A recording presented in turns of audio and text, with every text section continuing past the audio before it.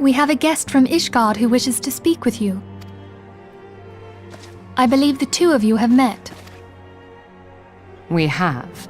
I had hoped to speak with Commander Leveilleur as well, but I cannot afford to wait any longer. The Lord Commander sent me hither to request your aid in a matter of grave import.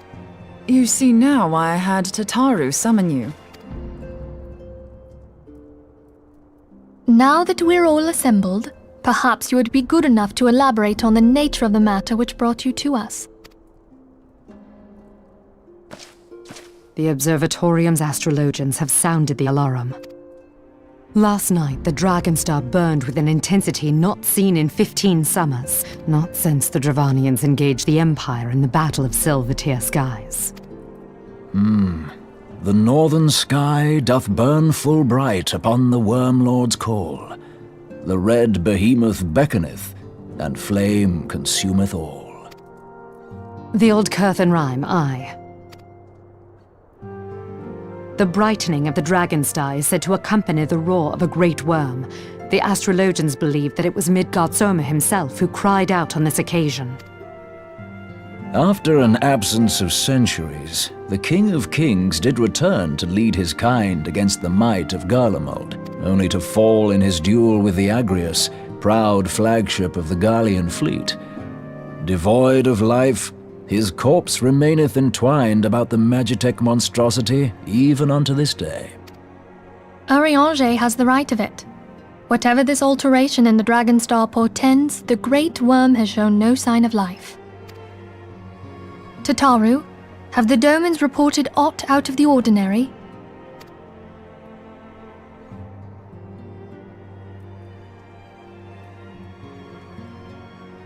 Correct me if I'm wrong, but if Midgard-Soma had roared, wouldn't we have heard it here in Revenant's Toll? Roar is but a figure of speech. Dravanians can communicate in ways beyond our ken. It is for this very reason that we are forced to look for signs in the heavens. We cannot say with any confidence that a great worm roared at all, much less that it was Midgard-Soma. Only by directly examining the Keeper of the Lake can we be certain. However, it will take too long to gain the Holy See's approval to dispatch the Temple Knights. Therefore, Sir Emric would entrust this task to you. Do you accept? We knew you would not disappoint us. Now, if you would excuse me, I must return and assist the Lord Commander. We have precious little time to prepare. To prepare for what, pray tell? When a great worm roars, his brethren cannot choose but answer. We prepare for battle.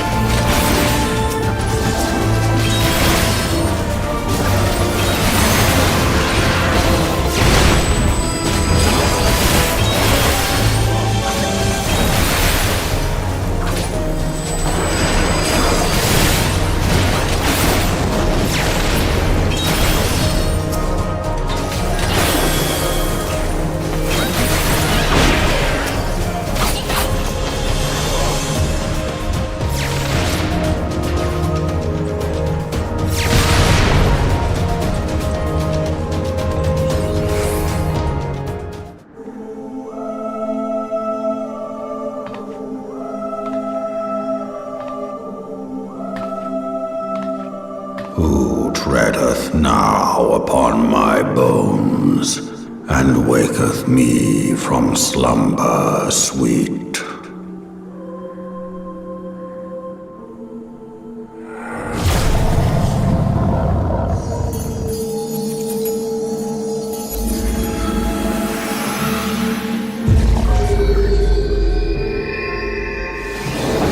Thou hast forgotten the face of thy Lord. Remember, mortal, and fear me.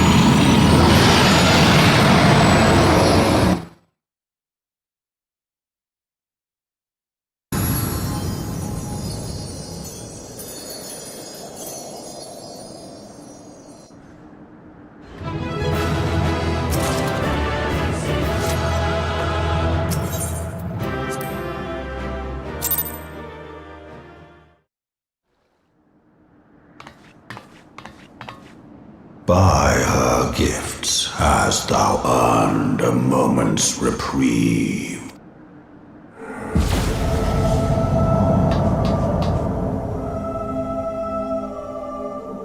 Speak, mortal, and I shall listen.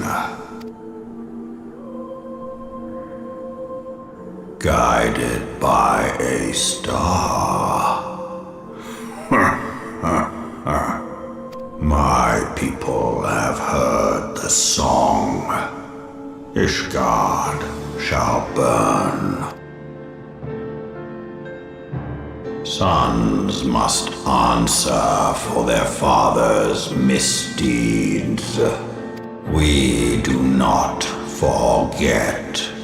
We do not forgive. 7 children did I sire. 1 now singeth of retribution. I rise to join in the chorus. Thou art powerless to silence us, mortal. Yet thou shalt not live to labor in vain. Thy reprieve is at an end.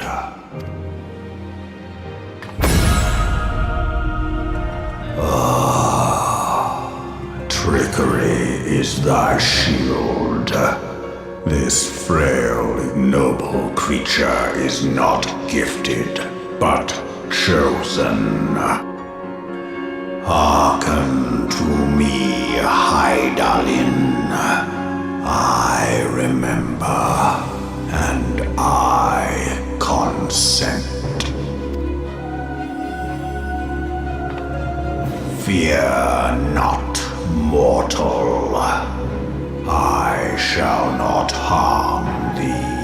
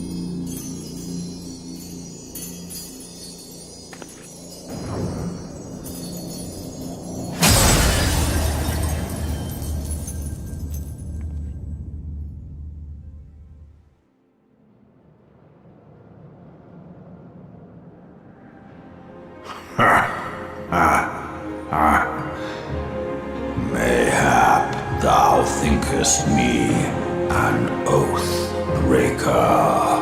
Thou art mistaken. If thou comest to harm, it shall be by another's hand, not mine.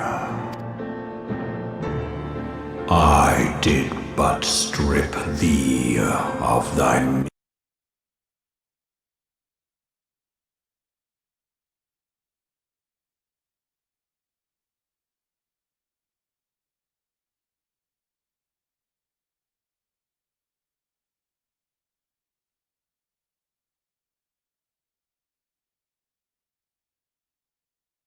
Thou didst profit much by her grace, but no more.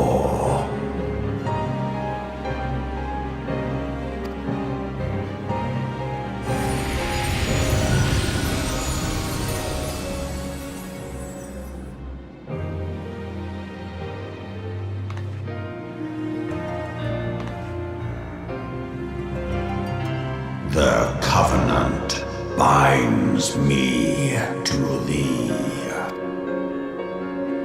I shall watch, listen, and wait. Fight and struggle, if it be thy will.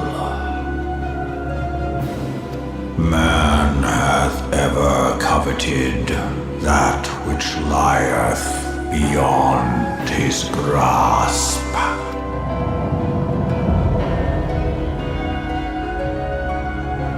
I drink of her body, and thence doth mine own find new life. When it hath grown whole, the loyal and penitent shall rejoice.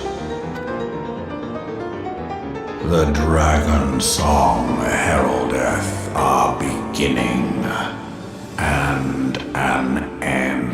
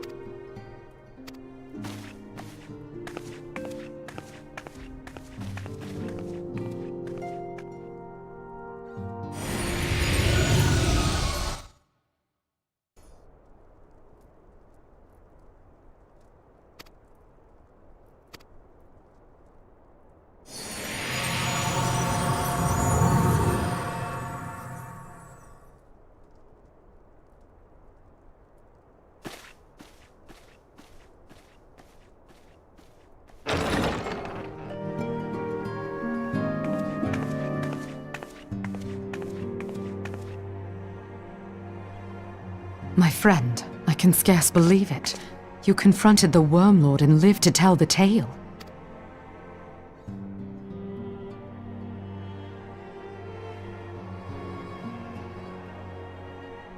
I give thanks to Helone for your preservation. It is our sole cause for gladness. Your encounter with the Keeper of the Lake served to confirm our fears. A great worm has roared, and it makes little difference if it was one of the two in Eorzea or any other. The Dravanians are coming. I am told that Ishgard has magical defenses against Dravanian attack, though I am not privy to their exact nature. Will they be enough to repel a massive force? Ishgard has weathered countless assaults over centuries. This will be no different. And now that you have confirmed the threat, none can ignore the Lord Commander's calls for the wards to be strengthened. I dare not presume to speak for him, but I expect the Lord Commander would sing your praises. I must away, but we shall meet again soon.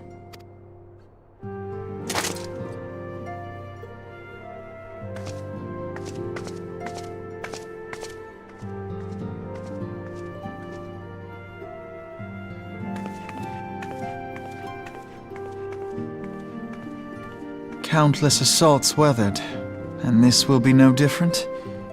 Why am I not convinced?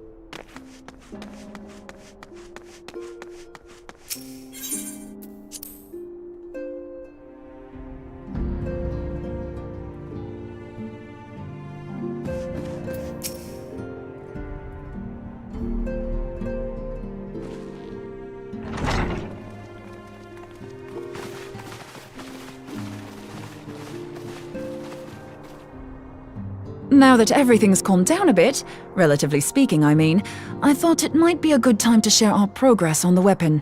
I believe we're on the verge of a breakthrough.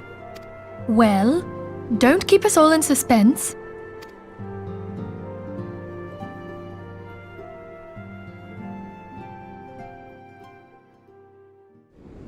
Just in case anyone's forgotten, let's start by reviewing what we already know. So, an Ascian is an immortal because its soul doesn't return to the ethereal realm when its host is defeated. Instead, it flees to the place that lies between our world and the void. Therefore, the first step to permanently defeating an Ascian is preventing its soul from making this journey. And if you recall, when we last gathered here, I had verified that white auracite has adequate capacity to entrap the beings, albeit only briefly. Which left the small matter of their extermination. Aye. To unmake an Ascian soul, one must needs smite it with a concentrated burst, or blade, of purest ether. However, we wanted for both the data and the means to forge such a weapon. Short of experimenting on an actual Ascian, you see, there's no way to gauge how much ether its soul is made of.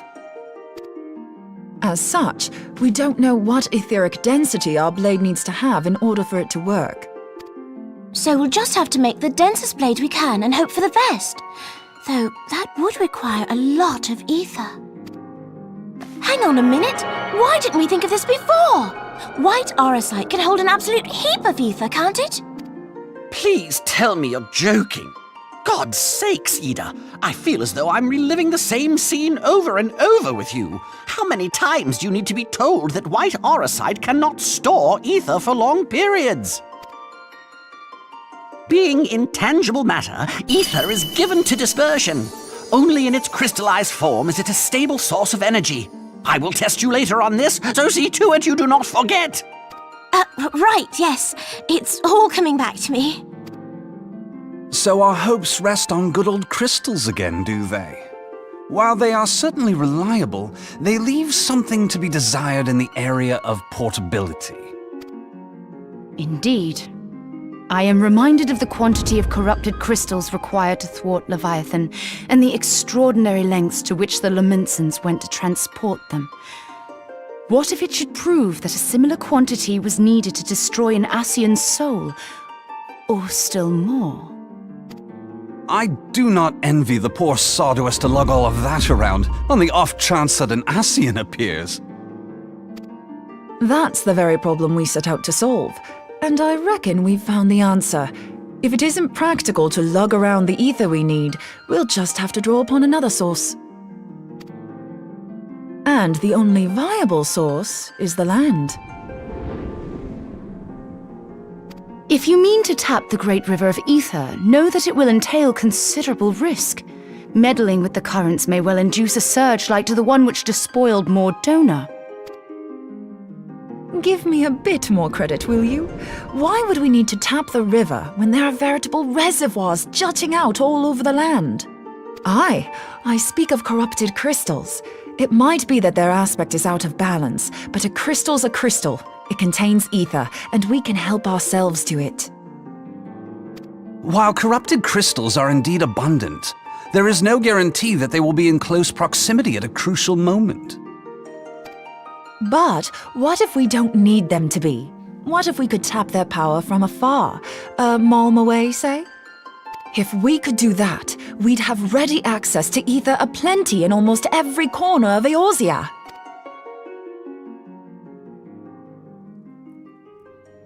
I've yet to put my theories to the proof, but I've got a good feeling about this. If no one has any objections, I'd like to see where this avenue leads. If you think it worth your while, you have my blessing. But tell us, what are your theories? I, for one, am most eager to understand the process, however vaguely. I thought you might say that, but no one wants to listen to boring old theories all day, do they? I know I don't. So with your permission, I'd like to try something a bit more hands-on. I've already built an etheric siphon especially for this purpose, and I've been meaning to try it out. Thing is, the profusion of corrupted crystals in Mordona makes it something of a high-risk testing ground. If anything goes awry with the siphon, it would be better if it didn't happen within spitting distance of quite so much ether. Ideally, I need an isolated specimen. Does anyone know where I can find one? May I suggest northern Thanalan? There you will find corrupted crystals of middling size, standing a reasonable distance apart. Ideal for your needs, I should have thought. Oh, and if you do elect to visit the place, I should be much obliged if you would assist me in another matter while you are in the area. Has something happened? Movement has been observed at Castrum Meridianum. During Operation Archon, the Alliance dealt the stronghold a heavy blow.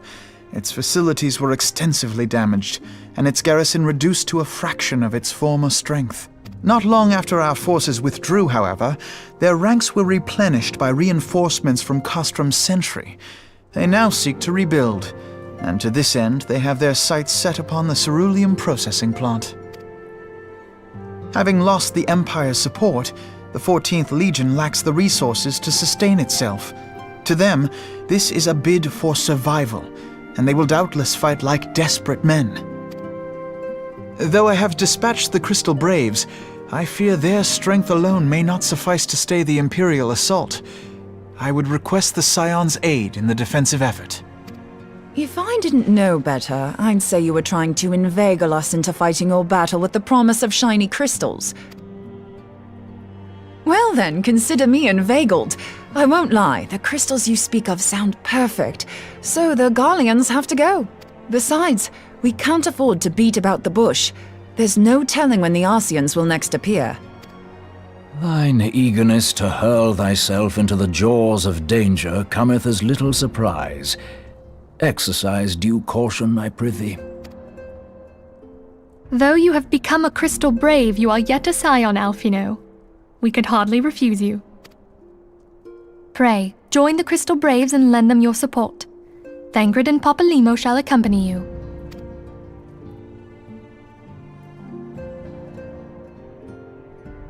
Ida and Yashtola, in the meantime I would have you assist Moonbreeder. Scout out the crystal clusters, that the testing may commence as soon as the Garlean threat has been eliminated. If it please you, I shall continue mine own experiments on white aurosite. Thank you, Urianger. Everyone, pray see to your preparations and depart as soon as you are able. Go well, and be safe.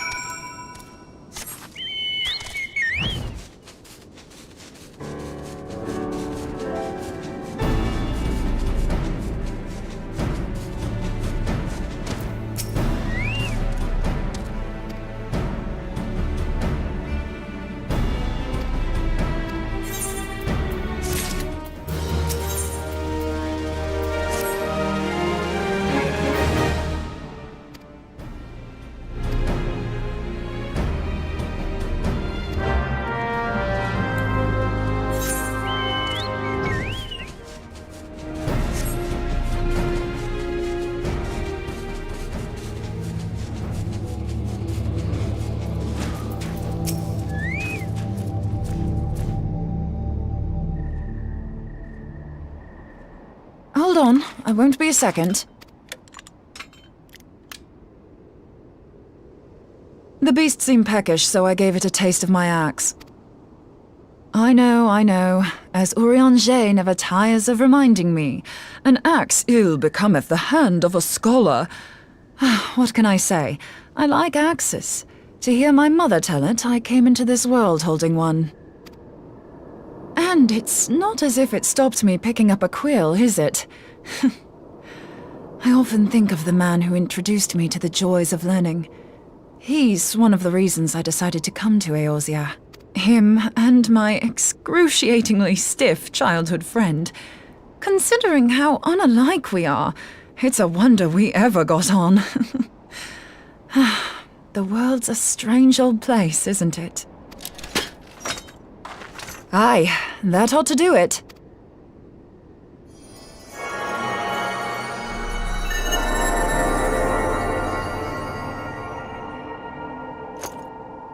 So far, so good. At these concentrations, it shouldn't matter too much if something goes awry. Just enough ether to make it interesting. Did you see that? The way the crystal glowed? The siphon works, I'm happy to say. With a few refinements, it should satisfy our appetite for ether, which just leaves the small matter of forging our blade. I'm not sure how to go about it just yet, but I swear to find a way. I'll put a blade in your hands if it's the last thing I do. She senses me. A useful talent.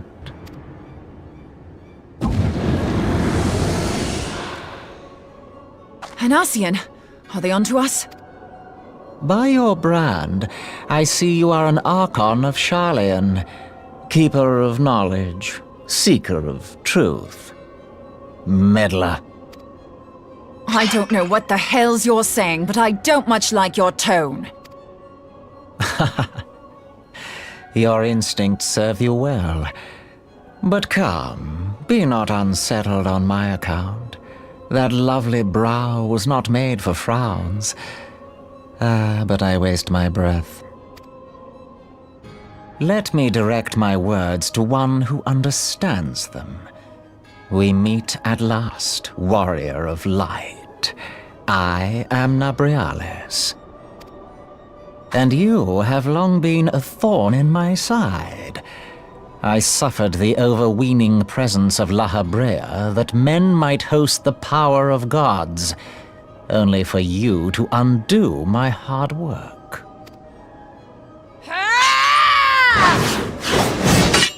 Oh, bugger. Do settle down.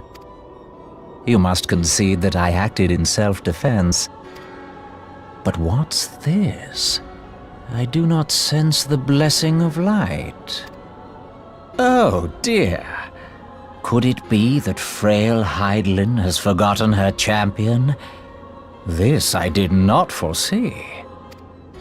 Shorn of light as you are no longer a threat. And better yet, the seal is broken. Now is the time to claim the staff. With it in my grasp, I shall rise above them all and take my place at Lord Zodiac's right hand.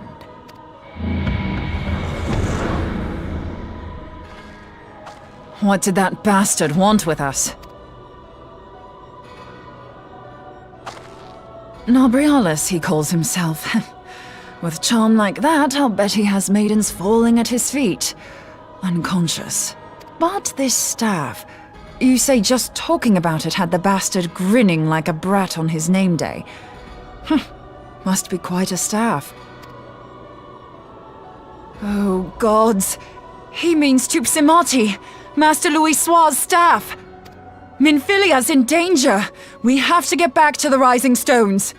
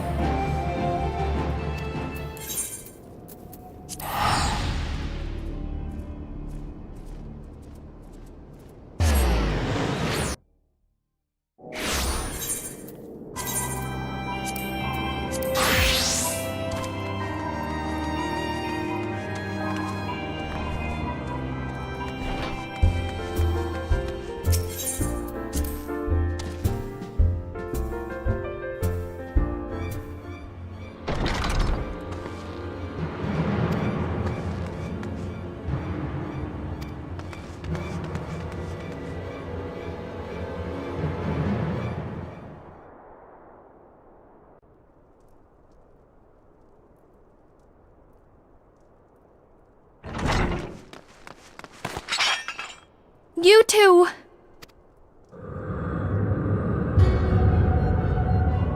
So, you were able to divine my intent. What now, warrior of light? Ah, but that name is no longer fitting. You have become decidedly dull, and quite incapable of barring my entry. What do you mean? You truly do not know? Then I suppose it is only right that I enlighten you. The blessing of light kept you and your fellow meddlers safe. It was that which prevented my kind from entering your domain. My kind, I say, though it had no power over the likes of Elidibus and La Hebrea. Being of this world, they could come and go as they please, while I could only look on. But I need look no longer. Now that the seal is gone, I mean to act. Unlike the others, I am not given to waiting. I shall take that staff and bring about the next rejoining. Rejoining? Then it was your doing. The Isle of Val, the scholars, all of it.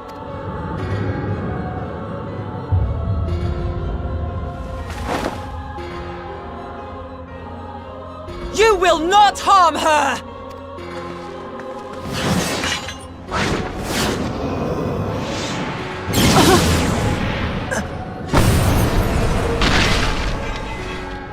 Moonbreeder! Why must you insist on forcing my hand? Did you learn nothing from our last meeting? Ah, but I forget. My words fall upon deaf ears. The staff is but a broken relic, a memorial to the departed. What possible use could you have for it?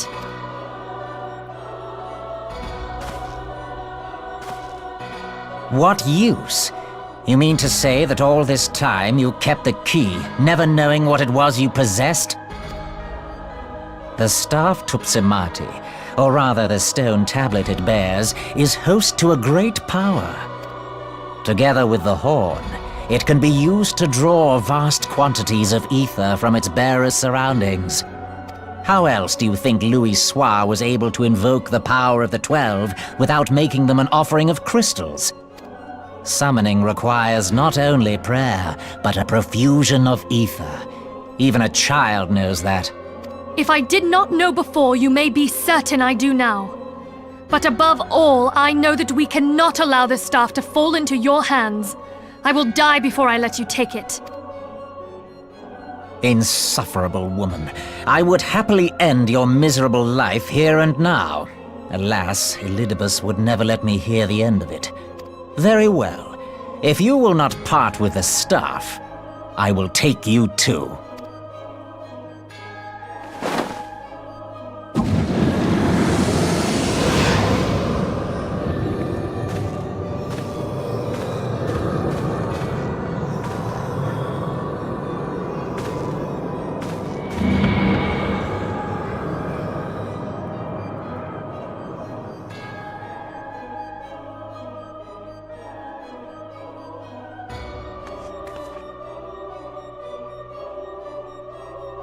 After them! Quickly! Before the rift closes!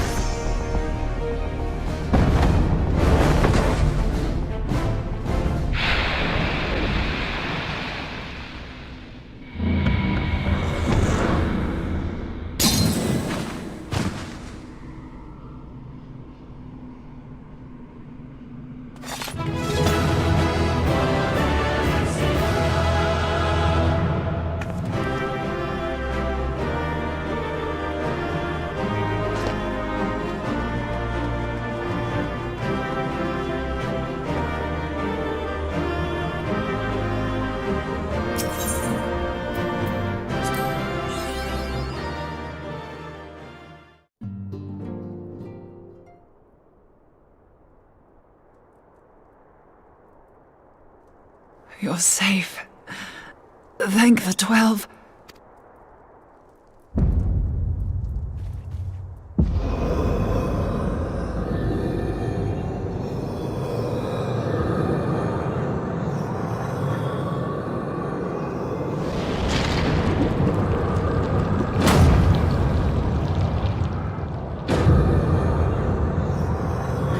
You may have bested me this day. But what of the next? What of all the days to come?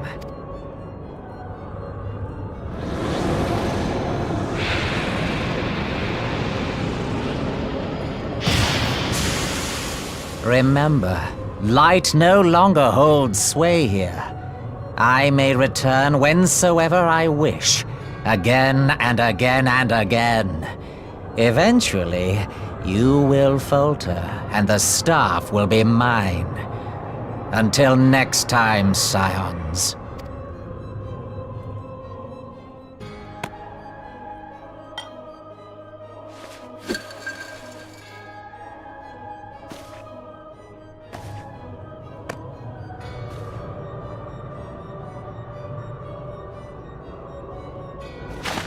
There will be no next time. This is the end.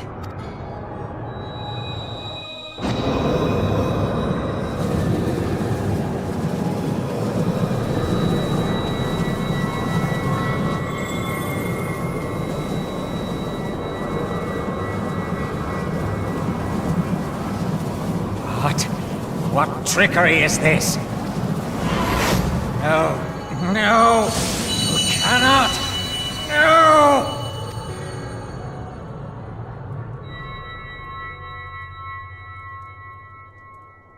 Use Tube Samati to gather ether. Quickly, before he breaks free!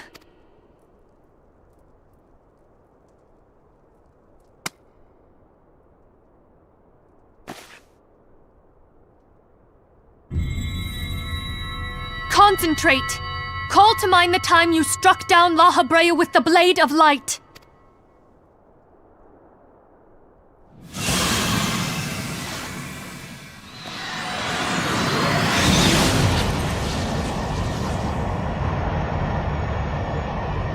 Why won't it work?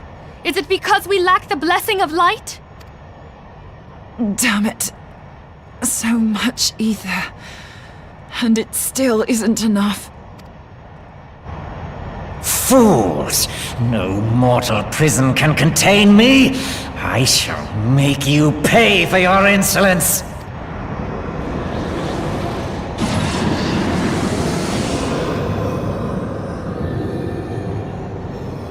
Please, Mother Heidelin, hearken to our plea. Lend us your divine light.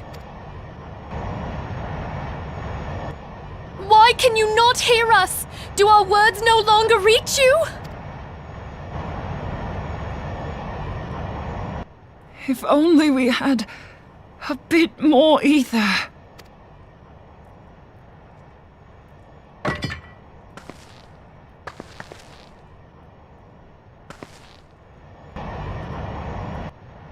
Moonbreeder, what are you doing? Master Louisoix, I understand now. The choice you made in death. There is life. Farewell, Urianger. You daft old coot.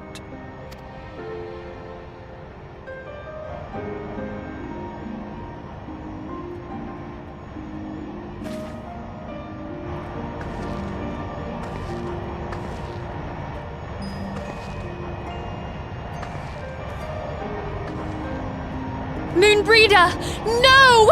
You mustn't!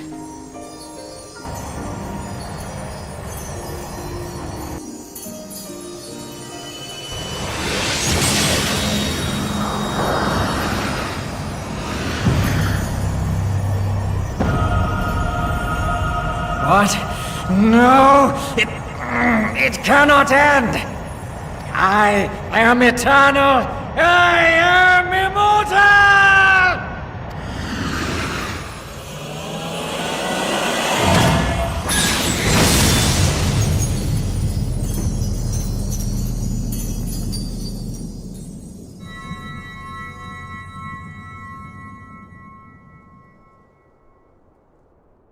Moonbreeder. She's gone.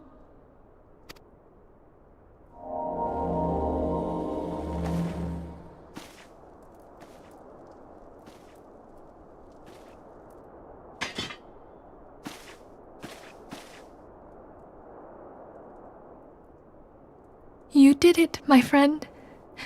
The Ascian is dead.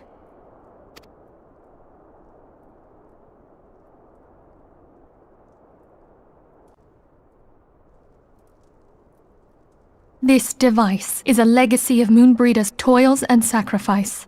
I shall hold on to it for safekeeping.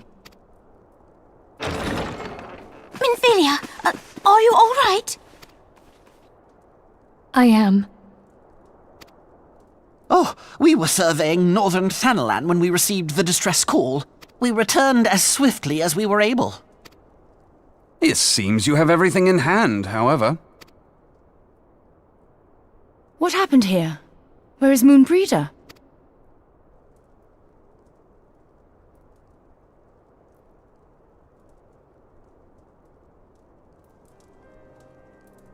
She gave her life to temper the Blade of Light. I have no words. Rather than await the inevitable, she took her fate into her own hands. Does Urianger know?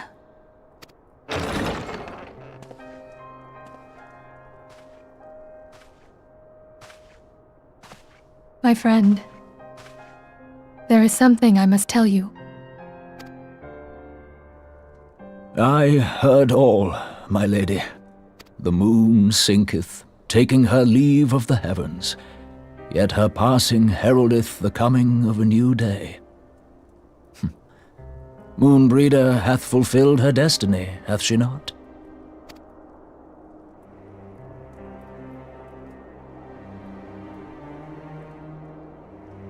Long ago, far across the seas in the Charlayan motherland, Moonbreeder and I did study under the sage tutelage of Master Louisoix.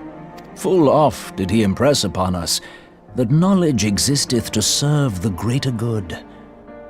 This sentiment, however, was contrary to the nation's policy of neutrality, which censured intercedence in the affairs of foreign lands.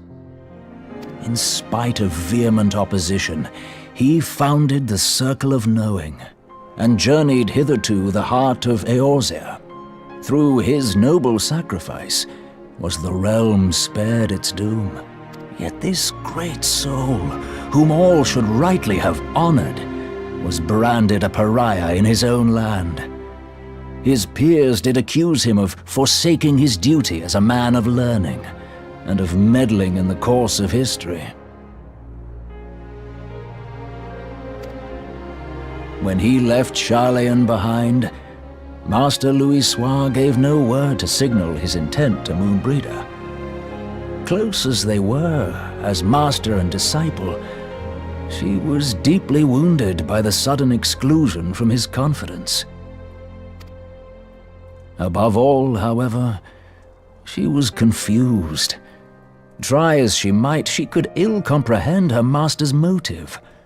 The slanders that were heaped upon him after his passing served only to inflame the turmoil within her. For years upon end, she knew not what to believe. Torn as she was twixt the man whom she revered and the man who forsook her and his duty both. The Louisoix I knew would never forsake his duty, much less one of his own. This I know full well, my lady. 'Twas not for want of love that Master Louisoix hid his intent. He but desired that Moonbreeder discover her own path, free of the shadow of his influence. Long did I contemplate revealing the truth to her, and long did I hold my peace. After all, was it not Master Louis' wish that she come to the truth unaided? I told myself it was, and resolved to let her suffer. Knowingly did I deny my friend the comfort she craved. And now she hath gone to her rest, with doubt still in her heart.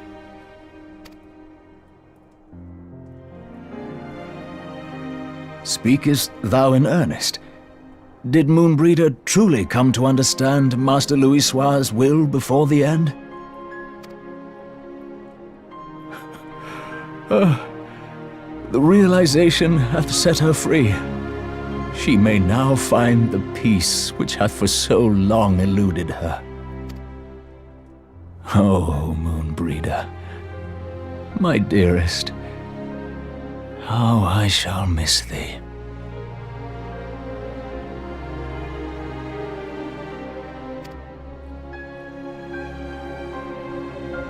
Moonbreeder gave her life that we might possess the means to defeat the Ascians. Her sacrifice must not be in vain. Let us continue her work on the Blade of Ether and see it to completion. My lady, I would mourn Moonbreeder in mine own way.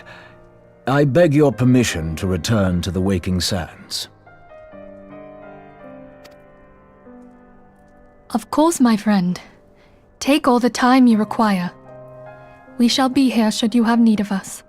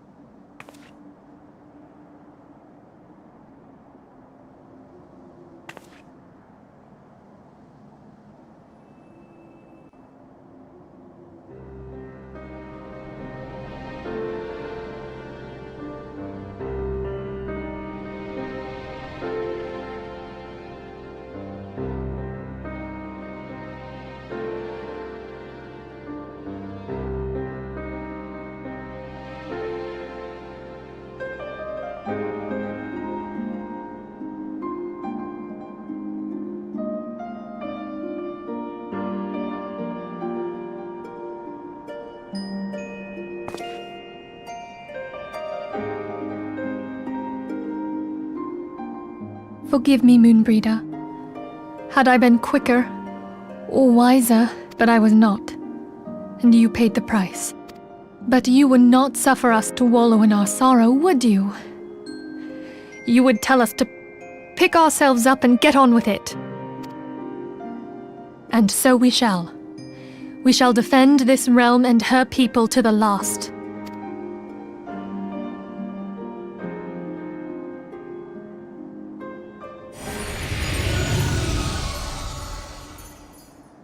Life for death, a fair exchange. Other bargains will be struck.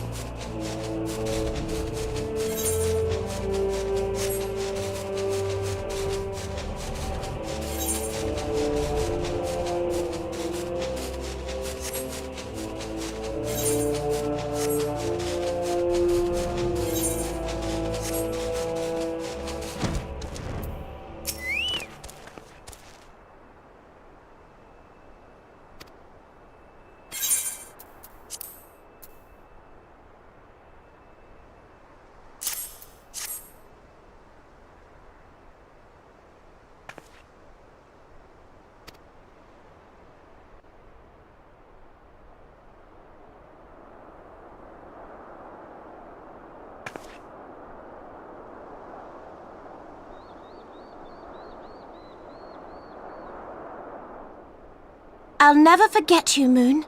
None of us will.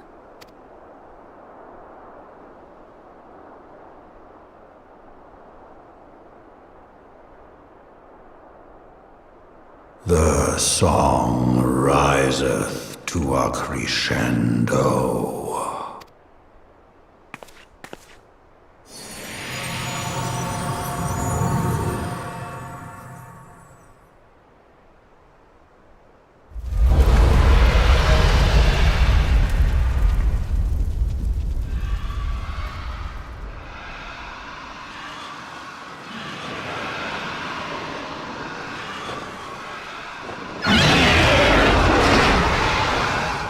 Is that what I think it is?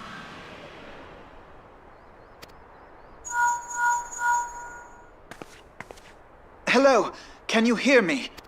We have received grave tidings from Ishgard. Pray return to the Rising Stones at once.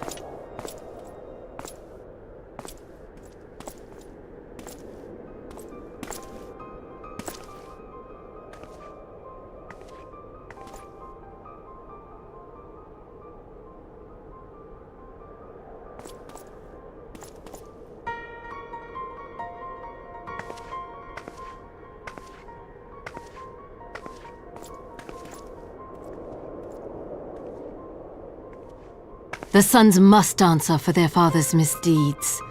Only then will the cycle be broken.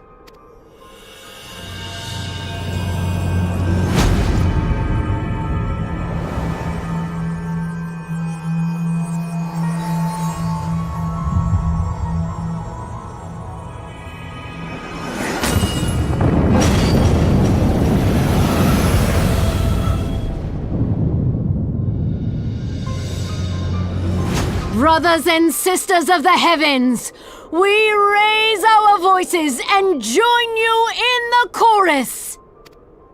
The sinner's feeble magics are undone. Come, claim your retribution.